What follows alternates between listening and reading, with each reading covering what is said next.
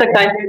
तो लिहाजा आपका ये बात ये इस्तिदलालात करते हैं, आप खामखा इनमें लगे हुए हैं, आप कोई काम की बात करें, आप इतने चैलेंज देते हो सामने कोई हजरत उमर और बकर सिद्दीक रज़ियल्लाहु अन्हु का इंसान ईमान साबित करे, मैं उनके ईमान का मुनकिर हूँ, अपने ईमान पर खौफ करो हजरत, उनका ईमान तो नफ्स कतई से मैं साबित कर चुका हूँ आपके सामने।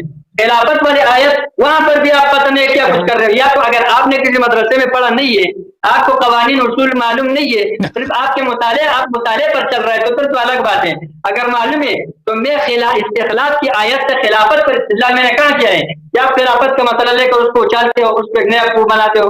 मौजू हमारा ईमान अबू बकर ईमान उमर रज़ियल्लाहु अन्हुमा है, आप हमारा मौजूद तो खिलाफत का नहीं है, आप खिलाफत को ले जाते हो इस्तिखलाफ के से खिलाफत पर इस्तिदलाल बनाते हो और फिर उसके लिए अपनी तरफ से जवाब ढूंढते हो, ये तो आप उल्टा कर रहे हो। मैं ये कहता हूँ सहाबा किराम अइम्मा खुलफाए राशिदीन अल महदीयीन रज़ियल्लाहु अन्हुम, उनका खिलाफत शरई खिलाफत है, आपकी किताबों में मुसल्लम है। आप अपने किताबों से भी इनकार कर रहे हो तो उसका हमारे पास कोई हल नहीं है कि आप ना हमारे किताबें मानते, ना आप अपने किताबें मानते, ना आप हदीस का कोई किताब मानते, ना आप कुरान मानते हो, कुरान से भी इनकार करके चले जाते हो। हालांकि कुरान करीम के एक आयत से और पूरे कुरान करीम की आयत से इनकार करना बराबर है। मुझे इस बात का मेरे पास कोई हल नहीं है जो आप कर रहे हो। आप कोई काम आप मुझे ही बताओ, उनका इस्लाम लाना तो मुसल्लम है ना, आप लोग किताब में भी है, आपकी किताब में मैं आपको बताऊंगा अल्लाह तबरसी रहमतुल्लाह की किताब में कि अबू बकर रज़ियल्लाहु अन्हु ईमान लाया है। अव्वलु मन आमना बाद खदीजा रज़ियल्लाहु तआला अन्हा अबू बकर रज़ियल्लाहु अन्हु, अव्वल आदमी वो तो वो अबू बकर रज़ियल्लाहु अन्हु मर्दों में से जिन्होंने खदीजा के बाद ईमान लाया है। देखो मेरी किताब ये मजमुअल बयान उसके जिल्द 2 सफ़ा 205 मैंने जहाँ जिससे मुताल्लिक़ है वो उसमें ये सफ़ा लिखा है, ये किताब लिखा है। हम किताब नहीं उठा सकते वो आला है, हमने मुताल्लिक़ के हवाला निकाला है। इसी तरीके से उनके और बहुत सारे हवाला जाते हैं, वला यअतलिल उलिल फज़्ल मिनकुम, यहाँ पर देखो इसी तरीके से अल्लज़ी जाअ बिस्सिद्क़ व सद्दक़ भी, ये आयत देखो यहाँ पर खुद मजमुअल बयान में अल्लामा तबरसी रहमतुल्लाह फरमाते हैं कि अबू बकर सिद्दीक़ रज़ियल्लाहु तआला अन्हु इससे मुराद है। अगर आप उससे इनकार करते तो न आप अपने किताबें मानते हैं, न आप हमारे किताबें मानते हैं, न आप अहादीस मानते हैं, न आप कुरान करीम को मानते, तो हमें ये इसका कोई हल मालूम नहीं। आप उनके इर्तिदाद को साबित करो, आप उनके इर्तिदाद के आपका मुद्दा ये है कि उनका ईमान नहीं है, तो उनका ईमान तब साबित होगा जब आप उनके इर्तिदाद साबित करो, क्योंकि उनके ईमान लाने पर तो सबका इजमा है। आप खुद कहते हो कि सहाबी है, बज़ाहिर ईमानदार है, उन्होंने ईमान को लाया है। अब ईमान न होने पर आप दलील पेश करके कैसे उनका ईमान नहीं है। लेकिन आपको ये भी कहता हूँ कि साथ साथ में आप पर लाजिम है कि आप अपना ईमान भी साबित करें, क्योंकि आप नुसूस कुरान से इनकार कर रहे हैं। लिहाजा अल्लाह सब मेरे जितने भी टाइम हो गए, मैंने आपके जो दलाइल थे मैंने रद्द कर दिया, सारी दुनिया देख रहे हैं अल्हम्दुलिल्लाह। आप मेरे इन एतराज़ात का जवाब दीजिएगा, आप जितना टाइम लेते ले लो, लेकिन आप कोई ऐसा बात करो कि अबू बकर सिद्दीक उमर फारूक रज़ियल्लाहु अन्हुमा के मुताल्लिक़ आपका आदमी ईमान का दावा है कि उनका ईमान साबित नहीं है। मैं आपको कहता हूँ कि आपकी किताबों में साबित है, ये मैंने आपको हवाले दे दिए, मुख्तसर जल्दी जल्दी में दे दिया है, लेकिन आप समझ रहे हो कि ये जो आयत करीमा आपके सामने मैंने तिलावत की, ला यअतलिल उलुल फज़्ल मिनकुम, इसी तरीके से सूरह ज़ुमर की जो ये आयत है, इन सारी की सारी आयत करीमा का आप मुताला करें। आप किताब आपके पास है मजमुअल बयान की तफसीर कुरान अल्लामा तबरसी रहमतुल्लाह, वो निकाले अबू बकर सिद्दीक मुराद है, लिहाजा ईमान साबित है। अब आपने बात इस पर करना है कि उनके ईमान किस नहीं है, इर्तिदाद साबित कर रहे हो, वो इर्तिदाद के लिए आप दलील पेश करें। लेकिन साथ साथ में ये तो क्या अपना ईमान नहीं है, अगर आप नाराज न हो इन बातों से, ईमान से निकलने की बात है, आप अपना ईमान साबित करें। खत्म हो गया भाई। ये एक बात है कि यहाँ पर मोबाइल में सिर्फ एक वो रह गया, एक अगर ये कट गया तो इंशाल्लाह फिर अगले हफ्ते में उसके बात करेंगे। आप अपना बात शुरू करें इंशाल्लाह। Thank you sir. आप अपना बात शुरू करें जी। बिस्मिल्लाहिर्रहमानिर्रहीम। मेरे मोहतरम नाज़रीन, इन हजरत से हमने कई सवाल किए, हमने बार बार इनको अहादीस दिखा दिया है कि रसूलुल्लाह सल्लल्लाहु अलैहि वसल्लम ने मुनाफिकीन को, मुर्तद्दीन को सहाबा कहा है और रोज़ क़यामत भी उनको सहाबी कहेंगे। इनसे बार बार हमने पूछा कि आप कैसे कहते हैं, को एक दलील लेके लाएं कि सहाबी का मतलब ही यही है कि मुखलिस मुसलमान, मुखलिस मोमिन। ये इनका इन बाल बाल इनसे सवाल किया, इन्होंने कोई दलील नहीं लेके आए। मैंने कुरान से साबित किया कि नबी सल्लल्लाहु अलैहि वसल्लम को कुरान मजीद में कुफार का साहिब बोला है, कुरान मजीद में मुसलमान को काफिर का साहिब, काफिर को मुसलमान का साहिब बोला, क्योंकि उसमें सिर्फ लफ्ज़ सोबत है। साहिब यानी हम सोबत, साथ होना, एक मकान में साथ होना, उसमें ईमान शर्त नहीं है। تو ان سے ہم نے دلیل مانگا ہے، اس لیے انہوں نے ان کے پاس کوئی دلیل ہی نہیں ہے سوائے یہ رٹا لگایا کہ بھائی صحابی تو وہ صرف وہی ہے جو مخلص مسلمان ہے، حقیقی مسلمان ہے۔ اور بھائی یہ اصطلاح آپ نے بنایا ہے، یہ اصطلاح پیغمبر کے زمانے میں، نبی صلی اللہ علیہ وسلم کے زمانے میں نہیں تھا۔ اس کی شہادت قرآن کے آیات ہیں، اور اس کی شاہد وہ احادیث بخاری مسلم کے بکثرت جو میں نے آپ کو دکھا دیے ہیں۔ اس کے علاوہ آپ مجھ سے کیا دلیل مانگتے ہیں؟ تو اس شخص کے پاس ابو بکر کے اسلام پہ صرف آیہ غار ہے، وہ آیہ غار یہ خود بھی مانتا ہے کہ مذمت کے مقام پہ نازل ہوئی، نہ مدح کے مقام پر، اور غزوہ تبوک اس کے بعد بات کریں گے۔ اچھا اس پہ بات کریں گے اگر وقت آیا تو۔ اس میں بھی لفظ صاحب سے، وہ لفظ صاحب تو صرف ہم صحبتی کے معنوں میں ہے، وہ پیغمبر صلی اللہ علیہ وسلم نے منافقین کو بار بار صاحب بولا، تو اس سے تو اس کا اسلامی ایمان ثابت نہیں ہوتا۔ اچھا آپ نے آپ سے سوال کیا، علامہ صاحب سوالوں کا کیوں جواب نہیں دیا؟ میں نے کہا کہ روز قیامت وہ کون سے صحابہ ہیں، 4-5 کے نام آپ بتائیں جو بدعت کی وجہ سے جہنم جائیں گے؟ آپ نے کیوں جواب نہیں دیا بھائی؟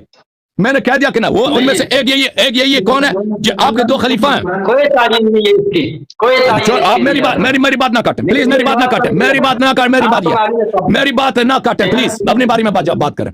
تو آپ نے کیوں جواب نہیں دیا کہ وہ کون سے صحابہ ہیں جو جہنم جائیں گے نبی صلی اللہ علیہ وسلم کے متواتر روایات میں بدعت کی وجہ سے؟ وہ کون ہے؟ وہ بدعت کی وجہ، میں نے کہہ دیا کہ ان میں سے بھائی شاید ان کی آواز نہیں، وہ کون سے صحابت ہے؟ ابھی میری باری میں اپنا 10 منٹ تو پورا کروں، چاہے بعد میں یہ سن لیں گے۔ وہ کون سے صحابت ہے جو جہنم جائیں گے؟ وہ صحابت جو صاحب بدعت ہیں۔ صاحب بدعت کون ہے بھائی؟ میں نے کہہ دیا نا کہ اس کی خلافت بدعت ہے۔ آپ یہ مجھے کہہ رہے ہیں کہ آپ خلاف موضوع سے نکل رہے ہیں، آپ خلافت پہ بات کر رہے ہیں۔ بھائی صاحب میں جب بار بار آپ کو کہہ دیا کہ ان کی خلافت، ان کے عدم اسلام کی دلیل، ان کو ارتداد کی دلیل، کفر کی دلیل ہے، کیونکہ قرآن فرما رہا ہے کہ صاحب بدعت کافر ہوتا ہے، صاحب بدعت کافر ہوتا ہے۔ وَمَن لَمْ يَحْكُمْ بِمَا أَنزَلَ اللَّهُ فَأُولَٰئِكَ هُمُ الْكَافِرُونَ، میں نے اس آیت کی کتنی مرتبہ تلاوت کی ہے۔ اور بھائی اگر اس کی خلافت منسوس ہے تو وہ نص دکھاؤ، اگر منسوس ہے تو عمر نے کیوں کہا اس کی بیعت کو فلتا بولا؟ پھر عمر کے کفر کا کیا؟ اس نے جواب دیا؟ کوئی جواب نہیں دیا۔ جواب دیا بھائی؟ میں نے اس سے پوچھا اگر اس کی خلافت قرآن میں ہے تو اس نے خود کیوں بولا کہ ابو عبیدہ سے جا کے بیعت کرو؟ اب بھائی اگر اللہ نے قرآن میں ابو بکر کو خلیفہ بنایا تو یہ اس کی کیا مجال ہے کہ جا کہتا ہے کہ ابو عبیدہ سے بیعت کرو؟ پھر یہ تو ہے ہی قرآن کا مخالف ہوتا ہی کافر ہے، ٹھیک ہے نا؟ میں نے اس سے پوچھا کہ اگر اس کی خلافت قرآن میں، ابو بکر نے اس کی خلافت کو کیوں فلتا بولا؟ اس نے جواب دیا؟ جواب نہیں دیا بھائی، کیونکہ اس شخص کے پاس جواب ہی نہیں ہے۔ میں نے اس سے پوچھا ابو بکر کو، عمر کو خلیفہ بنانے کا حق کس نے دیا تھا؟ یہ موضوع سے خروج نہیں ہے، یہ کفر کی دلیل ہے۔ آپ کہتے ہیں ارتداد ثابت کرو، یہی ارتداد کی دلیل ہے بھائی، ارتداد کے دلائل بہت زیادہ ہیں، یہی کہ اس نے دین میں بدعت داخل کیا۔ اگر آپ کے پاس دلیل ہوتی کہ ابو بکر کو اس لیے اختیار تھا کہ عمر کو خلیفہ بنا دے، وہ ذکر کرتے ہیں، آپ کے پاس دلیل نہیں ہے نا، اس پہ چلے گئے تھے۔ اچھا آپ نے کسی سوال کا جواب نہیں دیا۔ آپ کہتے ہیں کہ یہاں پہ مجاز مرسل ہے، الحمدللہ یہ شخص مان گیا کہ یہاں پہ حزن کا اللہ نے جب کہا لا تحزن، اس کو پتہ ہے کہ لا تحزن کا معنی یہاں بنتا ہی نہیں ہے، لا تحزن ایمان کے ساتھ لگتا ہی نہیں ہے۔ یہ کہتا ہے یہ موضوع اللہ میں استعمال نہیں ہوا، یہاں پہ مجاز مرسل کیا کس کو کہتے ہیں؟ مجاز مرسل کہتے ہیں کہ ایک لفظ اپنے غیر موضوع اللہ میں استعمال ہو جائے، اپنے غیر معنی میں استعمال ہو جائے، یا اسالیب علم بیان میں۔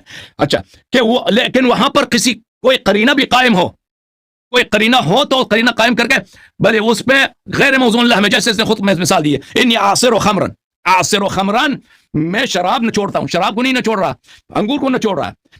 اچھا یہاں پر حزن جو استعمال ہوا ہے، کہتا ہے یہ مکان، وہ کون سا بھائی مکان؟ کہ ابو بکر کو کیا ہوا تھا؟ ابو بکر یہاں پہ قرینہ کہاں ہے؟ قرینہ ہے ہی نہیں بھائی، عاصر و خمرن اس میں واضح طور پر ہے بھائی، اس معنی میں اس کا استعمال باطل ہے، یعنی عاصر، کیونکہ خمر کو نچوڑا ہی نہیں جاتا، شراب کو نچوڑا ہی نہیں جاتا نا، اس کے لیے تو ناممکن ہے، اس لیے یہاں پہ قرینہ، اس کو معنی مجازی میں لینا، اس میں قرینہ واضح ہے۔ یہاں پہ جو فرمائے لا تحزن، اس میں قرینہ کہاں ہے؟ یہ خوف کے معنوں میں استعمال ہوا ہے، اور یہ اس میں دونوں میں علاقہ ہی کیا؟ خوف اور حزن میں کوئی علاقہ ہے ہی نہیں، یہ دو مختلف چیزیں ہیں۔ قرآن مجید میں خوف اور حزن کے دو متضاد معنی ہیں۔ خوف جیسے آپ نے خود فرمایا، خوف مکان کے لیے ہوتا ہے اور حزن ما یکون کے لیے ہوتا ہے۔ ابو بکر کو بولا لا تحزن، ہمیں بتاؤ ابو بکر حزن کیا تھا؟